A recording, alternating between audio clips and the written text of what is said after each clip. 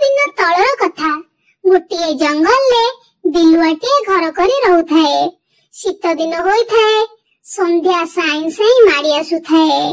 Bill गहिर रे लोक माने काम करुथांती। चारियारे गहळ चहळ लागी बिलुआटी खाद्य संग्रह करिबा ता पई कष्टकर हेउथिला। दिने ताकू प्रबल भोक लागिथिला। से कोन खाइबो खाइबो भाबी एणे तेणे घुरी बुलुथिला। भोकरे आउटपाउट होई बिलुआटी घुरी बुलिवा समय ता आखि आगरे गोटे अंगुर बगीचा पड़िला। भाड़ी ऊपर झुलुथिला थोला थोला पाचिला अंगुर। सेई पाचिला अंगुर देखी बिलुआ पाटरू लाळ बहिला। ताकू भोक भी तो बहुत हेउथिला। से पाचिला अंगुर देखी आजी गोटे भल भोजन हेबो बोली भाबिला। जदि अधिक तोलिबो सेथिरु किछि ता परिवार लोकन पई नेइ जिबाकु मध्य स्थिर कला। आगे मन भरी खाइबो तापरे बळका जिनिस कथा भाबिबो। हेले अंगुर पेंथा गुडाक बहुत उच्चर होइथिला।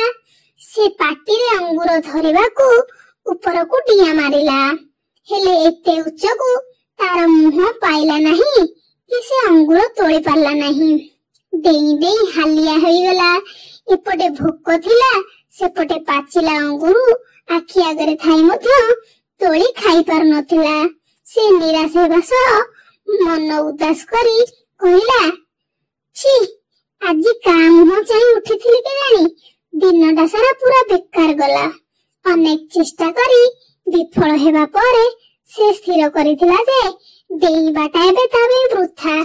तेणु से बड़ पाटिरे कहिला, छी छी अंगुर गुड़ा की खट्टा लमा से गुड़ा किए खाइबो।